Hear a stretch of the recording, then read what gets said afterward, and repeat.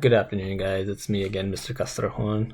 And for the first UDL reflection assignment that I'm going to choose to share is going to be a s'more that I had created earlier in the semester. And I had titled it Social Justice in the Classroom. And the reason why I chose this was just to get a visual perception of how social justice is included and ways you could see it or as well implement it into the classroom. So I started off with explaining what diversity is, and as we could see, as well as we learned throughout the semester, that in classrooms, in life in general, everyone is not going to be the same. It's going to be completely different. It's going to be culturally diverse, racially diverse, and as well as in levels of education. Not everybody's going to be in the same level. So I started it with that, and then I implemented when the lesson would be talked about. So I scheduled it's going to start Thursday, September 1st at 8 a.m. Where would it be at? It's going to be at our lovely Fresno State University. And I included an image of where the location would be at. Then I included what the UDL in the classroom is, giving these students useful resources through technology, give students a variety of ways to learn in their own ways. So I won't just be saying, okay, here's the textbook. This is the only way you're going to get the information.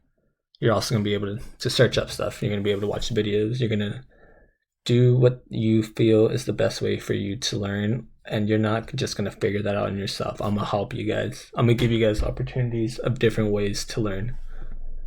Then I implemented different teaching styles that there are. There's 5 different. And it's for as an educator, it's finding your method, because my way of teaching is going to be different than the way Professor DeWalt is. It's going to be different to how my classmates are, to other educators in the same district that I work with.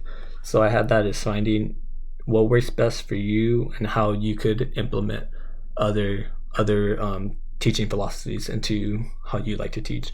And then understanding what you can and can't teach. And for us, it's the California state standards that we're going to be looking at. And we did get to see a lot of the history standards in this class.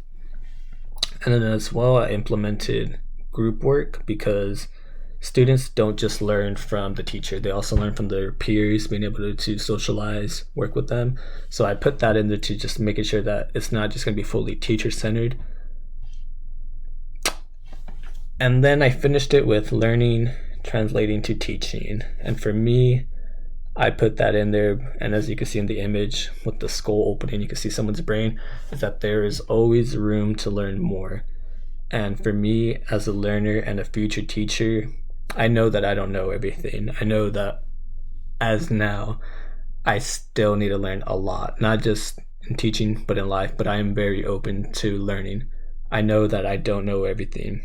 I know that in order to be the best teacher, I have to be open to my students' needs, my students' ideas, their thoughts, teachers' thoughts, as well as being open to criticism, to know if what I'm doing is working or if what I'm doing is not working.